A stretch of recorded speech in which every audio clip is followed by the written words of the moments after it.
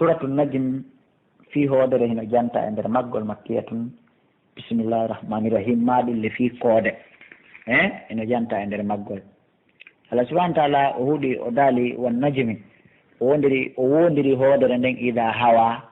sinde fokkitimo toyde ay Allah teɗo to ɗon o wondiri qur'an are nden si tawi woni jibril no jippinde nde e hoore nde laaɗo no juuman ko yuɓɓudi wiye kadi an najmi yuɓɓudi harana hoodere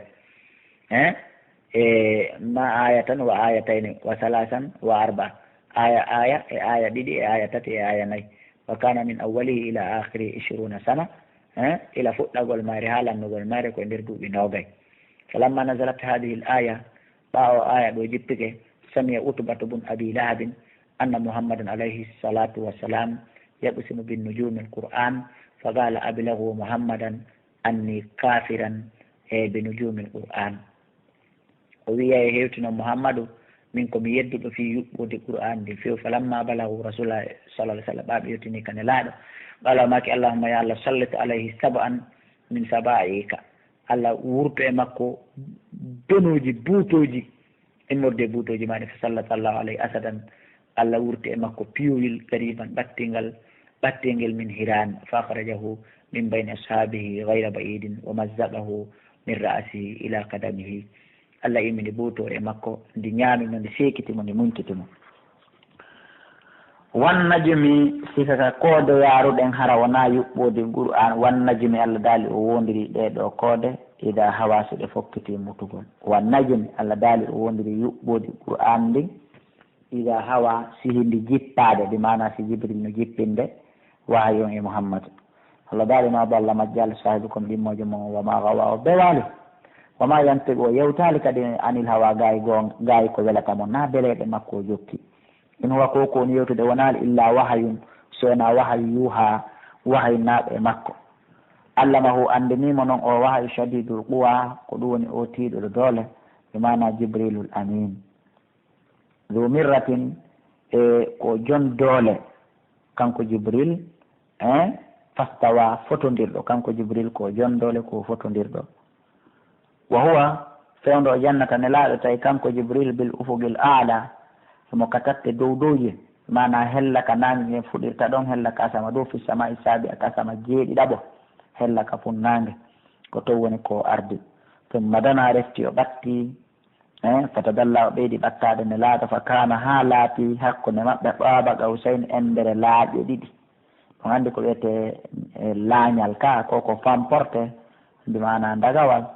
foti hakkude ne laaɗo jibril endere ka laaƴi ɗiɗi waaloto aw adana ma hara hino ɓuuri fanɗude hara ko wano laañol e seeɗa. on sawi fa awha o wahayni ila abdihi faade jiyaɗo Allah on ma awha konko o wahayni ɓa jibril ɓattori noon ne laaɗo on sawi Allah subhanahu wa taala on wahayni faade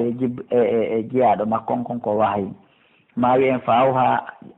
jibril wahayni ila abdihi faade jiyaɗo Allah on wiyetake ɗo jiyaɗo makko on kanko jibril ma awha konko o wahayni. ɗum woni jippingol nde qur'anare ɗum woni suratuji e ɗum woni ayiji 5 adiɗe jippade ɗen ka iqra ko ɗum woni ko fanda iqra bismi rabbika alladi khalaqa al insana min alaqin ha ka ayiji ɗen 5 hattiɗon ko ɗen ayiji woni ko fanda ɗo ko ɗen adi jippade e qur'an o. Allah daali ma kadabal fuadu ɓernde ne laaɗo nden fennali mara ko nde yi kon ko haalani on kon o yii kono woniri afato marunahu e on sikkitotomo alama yara e dow ko yii kon ko yiri yitere makko nden on sikkitotomo e hoore ɗum. wala qadara aho gom ɗi o yimo nazilatan jipporgal ukhra gongal go kadi haranaɗon inda sidratil muntaha nokku ka leggal hattirde gandal tagore nden ka woni ɗon ko ɗon wiyete sidratil muntaha ay allati yantahi ilayha kullu malakin muqarrabin wa nabiyyin mursal.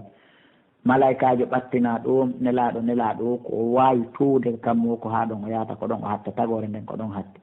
o yuqala heno wiye yantahi ilayha ilmu kulli malakin muqarrabin wa nabiyyin mursal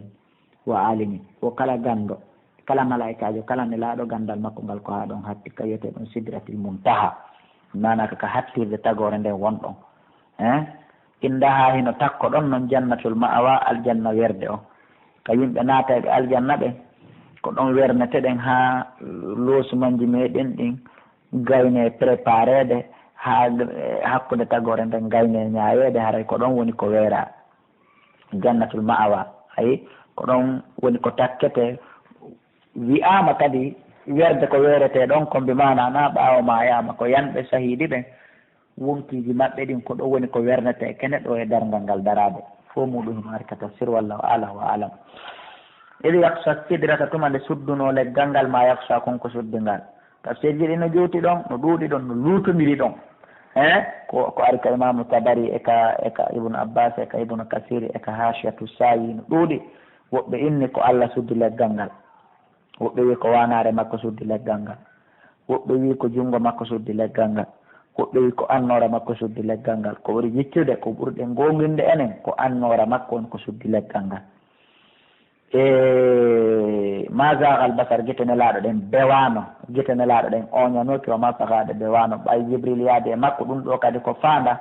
o qissa mo yanan ɗen ɗo koko Allah subahana taala yamiri ɗon yo jibril yahan nelaɗo ka leydi ƴawnamo kammo fi farlegol ɗe juɗɗe joyyi. ko qissaji juutuɗi woni ko hawtodiri e o page ɗo ko tawata en wataɗi addude ɗo fo. ko yo noddu ka numéro téléphone ji 67 60 53 09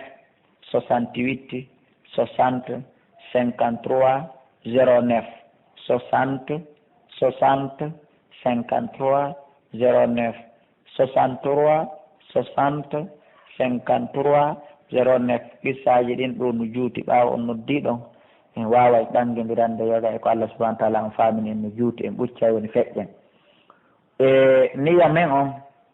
mi mana wona tafsirugol ɗo adda qissaji ɗin fo muɗum yaññaɗi par ce que ɗon haray kasete on juutay janggin on juutay ko fii tun wawugol e no wawen finorde ɓuranare nden e fi no wawirte rewtorde ɓuranare nden mi mana ko firgol nassuƴi ngal feƴƴa kono labudda nde ƴettorten qissaji ɗin seeɗa fi no wawiren manditagol saabu so qissaji ɗin kadi waɗanaka seeɗa en wata manditade. amma fi humpitagol qissaji ɗin fof on wakkiloto noddon ka numéro ji musidɓe julɓe wawen humpodirde. amma hoɗande nden so tawi woni on wi on sento ka suudu ɗum woni ko bayle baya simanteri woni komi hoɗi miɗo ñalla noon Madina inchallah. Allah daali e guite makko ɗen bewali ɗe o ñaaki lagadara agom ɗi o yimin ayati rabbi mode mande jiyo makko alkubra ɓurɗi janɗude ɗin ɗon kadi haala ɗuɗu kahino ɗon nodday ka numéro ji wawi humpodirde. afara aytum yeetelan allata lata wal uzza e uzza ko ɗimmo aya yiwno ɗen ka suratu hajji to maka anbiya e goɗɗum e mum wa manata salisatal ukhra ko inɗe sanamuji ni ɗe inɗe ko inɗe yimɓe moƴƴuɓe rewaynoɓe Allah ni feendo annabi nuhu alayhi salatu wassalam ɓaɓe ma yimɓe maɓɓe lesi statiji statiru kala ɓe lesi ɓe nandini e goɗɗo ɓe noddiri ndu inde makko nden. hande kadi juutugol jamanu ngun hande kadi ɗin sanamuji watta rewede ɓe inni ɗin ko ɗi Allah. joni noon ko ɗiɗo ɓuurays kadi tawi ko ɗi ɓuurays kadi makka kadi kamɓe kadi ko ɗiɓe ñemdintinno ko ɗiɓe nandintinno ko ɗiɓe rewayno. Allah dal afaraytu mi wiyetelan allata ndu sanamu wiyetendu laata wal uzza e ndu wiyetendu uzza wa manata e ndu wiyetendu manata salisata al ukhra kasa ɓurdu sakkitordu ndu. onon on yi dalil ko tawi ɗi no duwa rewede onon on yi haqiqa e ɗi wona leɗɗe ni wiyetelan kon ɗu rewan toon ɗi wona reweteɗi. ala komo zakar e woɗanayi on ɓiɓɓe worɓe wala hu ɗum sa woɗana Allah ɓiɓɓe rewɓe tilkawa ɗum ɗo idan on tuma qismatun ko sendore visa añiminde ni sendore nde nunɗal ala e mum sendore nde fota disan bi mana oñide nde ɗo no oñi sendaki fotuno kala heɓa ɓiɓɓe worɓe rewɓe. in hiya ɗum wonali ɗi sanamuji ɗi ɓe woni rewde illa asma'un sona in koye sammaytumu ha koye innu ɗum antum onon wa abakum e babiraɓe moɗon ma anzala allahu biha Allah jippinanayi ɗum min sultanin immorde dalil in yattabi'una ɓe jokkali illa zanna sona sikke wama tahawal anfusu e ko welata wonki fala kadi ja'ahum gomɗi ariɓe min rabbi immorde ka joomi maɓɓe alhuda pewal ngal ɓe jaɓali. am lil insani kana waɗani neɗɗo o ma tamanna ko yeloto kon fo neɗɗo heɓata ko yeloto kon fo falillahi ko Allah waɗani al akhiratu lahara on wal ula e aduna on yo Allah okkore en ɗiɗi ɗi kala. wa kam heewi min malakin immorde malaikaɓe fi samati on ɓe ka kammuli la tohni kono nafata dum ta shafa'atum tefore maɓɓe nden shay'an hay e hunde illa min baadi sona ɓawo an ya'dana allahu Allah yanande yoɓe tefan liman yasha waɗande ummu o yiɗi yo tefane wa yarda o yeltori kadi konguɗi muɗum ɗin e golle muɗum ɗe. إن الذين أندين بلا يؤمنون توبهم بنا بالآخرة لا هرام لا يسمون الملائكة والله بيود ملائكة به بنردر بالتسمية الأنثى إن دريوب وما لهم على نار به من علم إمر دي غندل إن يتبعون بجوكال إلا الظن سونا سكة وإن الظن أولي أندين سكة لا يغني نفتا من الحق إمر دي غنغ كان شيئا هي هود فعارض الله داري درنو أمن تولى ذلك لهم هجتر عن ذكرنا ودرني واجو أمنغو ولم يريد tay o fanditaki illa al hayata dunya sona gurdan aduna kanko ɗoni haaju makko ɗurnomo dalika mabalaghuhum min al ilmi ko gurdan aduna ɗan non ko ɗo woni hattirde maɓɓe gandal ngal bi mana kamɓe ko fi ha gurdan aduna ko fi ɗum ɗon ko ɓe andi ɓe anda fi ko woni bi mana awalego yeeso toon ɓe anda fi ko woni yeeso toon dalika mabalaghuhum min al ilmi koye ɗum ɗo woni hattirde maɓɓe nden e gandal inna rabbaka anduno joomma huwa alamo kanko ɓuuri andude ɓe man balla on majjuɗo enen kadi tigi ɗen andi majjuɗo ɓaɗen andi yarowo beere zinowo e wujjowo ɗen andi on naafewuɗo koni ko wiyete ko Allah ɓuuri andude ɓe man balla on majjuɗo an sabilihi ga e lawol makko ngol wa huwa ko kanko Allah kadi alamo ɓuuri andude ɓe mani tada on fewuɗo enen kadi ɗen andi fewuɗo walillahi ko Allah waɗane ma fi samate andugol kon konga kammuli wa ma fil ardi kon kon ka leydi liyajzi alladina fiyo yoɓoye ɓen asa'u bonnuɓe bima amilu saabu koɓe golli kon ko ajzi alladina o yoɓa ɓen ahsanu moƴƴinɓe ɓel husuna moƴƴere koɓe moƴƴini kon kon ɓen moƴƴinɓe noon fi en andu no tawro e ɗen e maɓɓe Allah no indi kande en alladina ko ɓen yejtanibuna woɗɗitiɓe kaba'ira al ismi ko ɓuuri janɗude kon e bakkatu wal fawahisha e piiji ñidduɗi ɗin illa llama masiona togosoy koy mo woɗɗitike bakkatuji jani ɗin Allah yafotomo togosoy koy enen noon no heewi e bakkatuji janigol ko tataka ka toso koye kontuɗen koyen faamu ɗum inna rabbaka anno joomma wasel ma ko fiɗa ko yaajuɗo yaafuye huwa ko kanko Allah alamu bikum ɓuuri on andude hoore mon ide anshaakum tumande o taguno on min al ardi immorde ka leydi ɗum woni baabu mon adama wa ide antum e tumande tawno on a jinnatun ko bobohoy fi butuni ummahatikum ka nder deydi yuma mon ɗum woni enen hedditiɓɓen Allah dal fala tuzakku anfusakum o tan laɓɓin hoore mon wota goɗɗo darol déclara kañum no laaɓi no feewi no nunɗi huwa alamu ko kanko Allah ɓuuri andude ɓe man ittaqa on hulɗomo Allah daali ene afara ayta ene a yi'aali ya Muhammadu ma an o janngowo Qur'an afara ayta e a yi'aali alladi oɗo tawalla huccutuɗo wownoɗo okkitirde jawdi makko ndin o acciti few o sali o ata o okkitiri qalilan seeɗani o akda o uddiri jawdi hedditindin a yiyaali o no ngalɗini a indahu kerhino ka woni ilmul gaybe gandal andugol fi ko wirni konne ka lawhil mahfuz fahuwa tawa kanko yara himo suti ɗum mimana himo suti o lanni hendade aljanna on kala ko o huwi o ajippike fi Uthman bun Affan sayyidina Usman wa kana kathiru nafaqa was-sadaqa ala ashabi an-nabi falaqiyahu Abdullah ibn Mas'ud bun Ubay Saraha bun Abi Saraha فقال له أراك تنفق على هؤلاء مالا كثيرا فأخاف أن تبقى بلا شيء فقال عثمان لي خطايا وذنوب كثير أريد تكفيرها ورضا الرب فقال عبد الله أعطني زمام ناقتك أحمل عنك ما يكون عليك من الذنوب والخطايا في الدنيا والآخرة فأعطاه زمام ناقته واقتصر عن نفقته وصدقته فنزلت في هذه الآية o aya koye hoore seydna Ousmane bun Affan tigi woni ko jippi seydna Ousmane ɗen anndi ko patron jo ittaynoɗo sadaka goɗɗo goo hewtimo wi he an yiɗat ɗi kokkitirɗe o jawdi ma pande de miɗo holi wata yawɗo ha o jawdi ma lanna seydna Ousmane jaabino miɗo mari bakkatuji ɗuuɗuɗi mi faala ittude sadaka fiyo Allah yaafolan ɗin bakkatuji mi heɓa wela e makko koymi o jonnan ɓoggol ngeloba mamba mi mana mba ngeloba mba waɗɗiɗa ɗo jonnan mba min haray joni mi fawtanike ma e bakkatuji ma aduna ɗin fo joni haray Allah yaafotoma safidirke saabu ɗum ɓawo jonnimo ngelomban hande kadi o raɓɓinɗinori ni e hokkitirgol ngol o hooli joni bakkatuji makko ɗin gasi e ko nandi to tawi ɗum ɗon Allah jippini o aya Allah daali am lam yunabba ka o humpitaka ma fi suufi Musa ko windi kon kaɗiri li annabi Musa o Ibrahima annabi Ibrahima alladi o wappa hunnuɗo ahadi ndi hunni ko nela kon fo muɗum timmin kede oyi ali ɗum woni ne